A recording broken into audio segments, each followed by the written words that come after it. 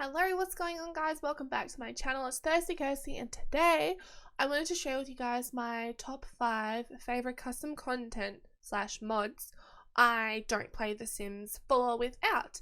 Now, I'm not going to be talking about like Kajiko eyelashes and MC Command Center. As lovely as those are, I wanted to share some more different options that you may not have heard of before.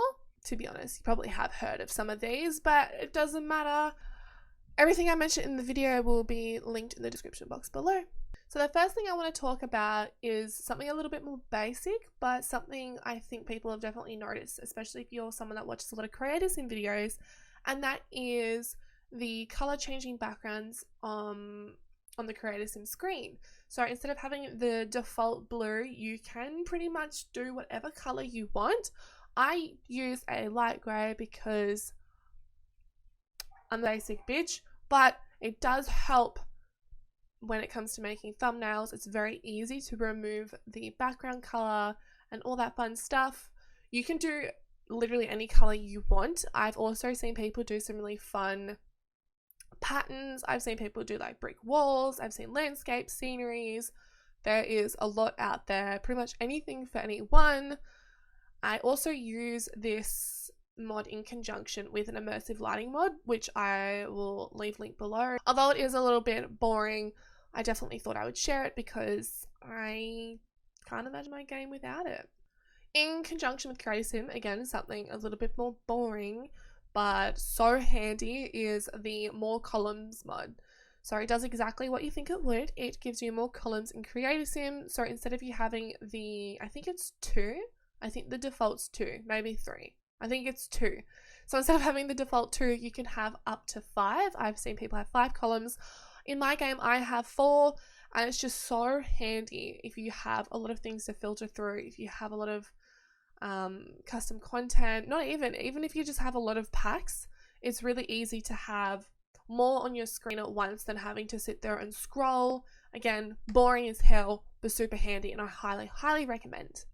Next up is something you probably would have seen if you watch a lot of build videos, and that is the red shelf.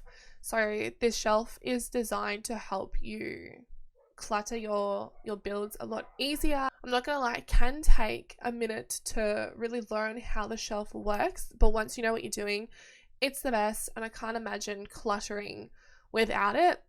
Another option that I really like is if you don't want to remove the shelf itself, because sometimes if you place things a certain way or whatever it may be, there is a color swatch that makes it transparent, so you can leave it in your game and you just won't be able to see it. However, if you are going to upload your build to the gallery, I highly recommend removing it from the build, otherwise your build will be flagged with custom content, but once you remove it, your clutter will remain where you have placed it. I'll leave a video in the description as well detailing how to use the shelf because I can't explain shit. Okay, the next couple of things are a little bit more exciting, a little bit more juicy, fun, and it's a lot more gameplay oriented. And the first one is probably my favorite, and it is adding custom content traits. Because, you know, the Sims team don't want to give us any more traits. I'm just going to have to add my own. So there's pretty much every trait imaginable available for you to add to your game. You have things like your sim being an early bird, a night owl. You can add zodiac signs. I've seen people love adding zodiac signs to their game. I also have one that is a trait that makes your sim naturally smelly. So no matter how hard they shower, no matter how much they shower, they are always going to be on the naturally stinky side. There's eco-friendly, there's light eaters, light sleepers, there's pretty much anything you can think of available out there. I love these because I get to add a little bit more character and personality to my Sims, because with the traits the game has given us, I kind of feel like I have made pretty much every Sim imaginable. So the option to add more is always a plus for me. Another thing I want to point out as well is that these traits are massively game altering. So you will get small moodlets and stuff which just adds personality to your Sims. So for example, if you've got a Sim that's a night owl and you're going to wake them up really early, they're probably going to have a little bit of an angry or a grumpy moodlet to let you know that they don't want to be up and they want to go to bed. So the last thing I love adding to my game goes hand in hand with the custom content traits, and that is custom content aspirations. Again, because the Sims don't want to give us any more and I want more. So one that I came across which really caught my eye, and I'm definitely going to implement it into my game, is called the Homesteader Aspiration, which is all about living off the land. And to be honest, we probably could have got this in Tiny Living, and I know it was a stuff pack, but it still could have been put in there, but oh well. So you could give your sim the Homesteader Aspiration, and you could have them live off the land, you could have them live off the grid. It could be a really fun challenge, so it's all about being eco-friendly and good to the earth and stuff.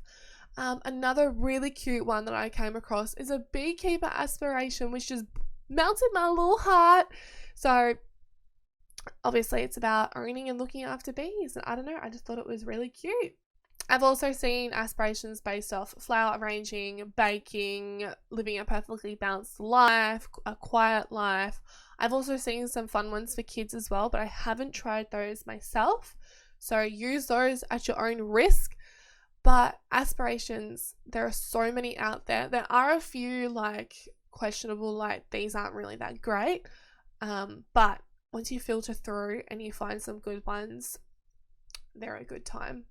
If you use custom content or mods, I'd love to hear what your favorite ones are in the comments below. If you like this video, please give it a thumbs up, and if you're not subscribed already, please subscribe. I'll leave all my social media links in the description box below, so make sure you head over and follow me on those, and I will see you guys in the next one. Bye.